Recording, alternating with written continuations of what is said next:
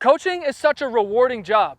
Actually, I wouldn't even call it a job because if you love what you do, is it really work?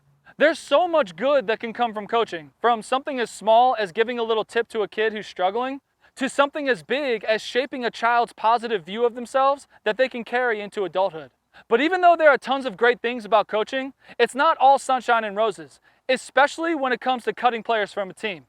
Honestly, I would say that is the worst part about coaching, but it doesn't have to be. It's possible that cutting a player can be a positive experience for both player and coach. And in today's Bullpen Bulletin, I'm discussing my 3-step process on how to cut a player from a team, where they can walk away smiling instead of feeling defeated.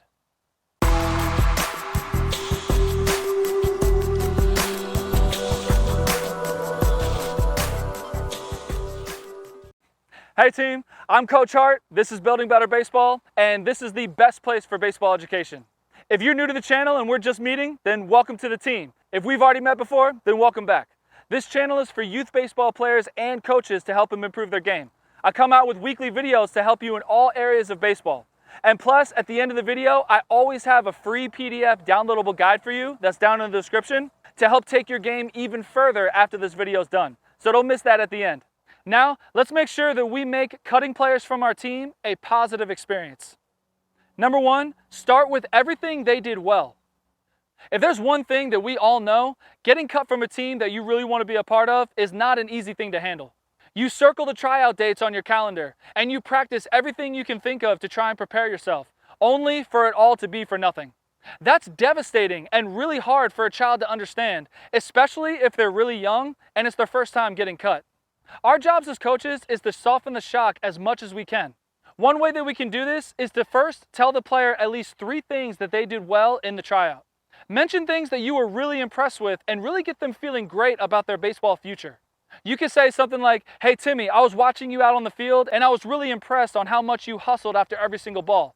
If you keep that up for as long as you play, you will always find a home." Something like that.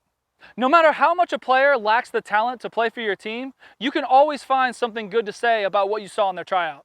This is really important to start with something positive because that sets the tone for the rest of the conversation. That will get their spirits up and have them open and receptive to the rest of the information that you'll share. If you immediately get into the fact that they're cut, then they completely shut down and close up. And for the rest of the conversation or email or whatever, even though they're hearing the words that you're saying, they won't actually be listening to what you're saying because they'll just be thinking about the fact that they didn't make the team.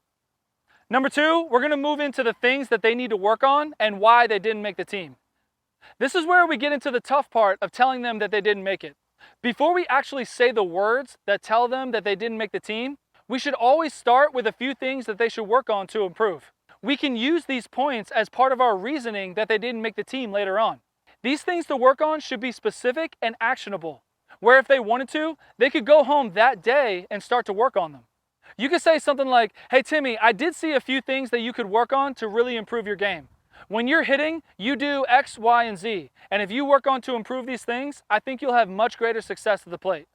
And these things that you tell them, they could have to do with anything, like their defense, their offense, their running form, their base running IQ, really anything.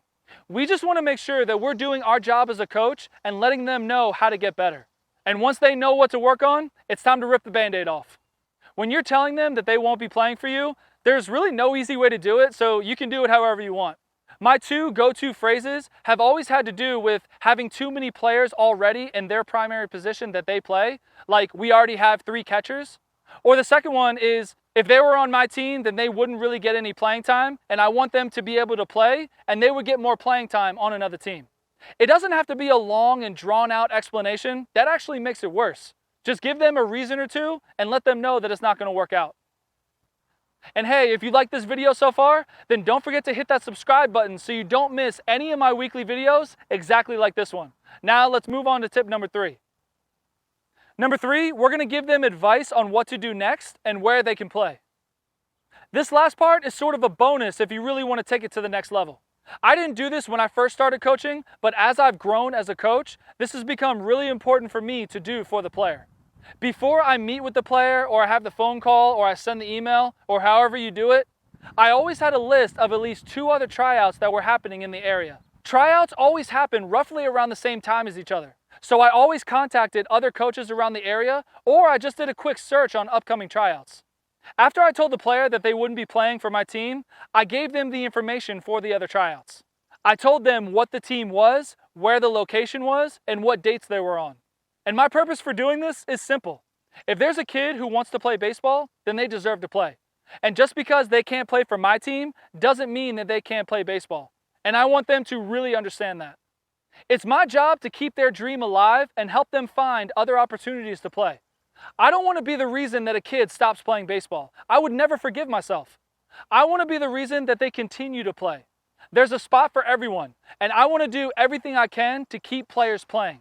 That's how we, as a baseball society, help grow the sport and build better baseball for the future. After tryouts, the next thing that has to happen is your preseason parent meeting.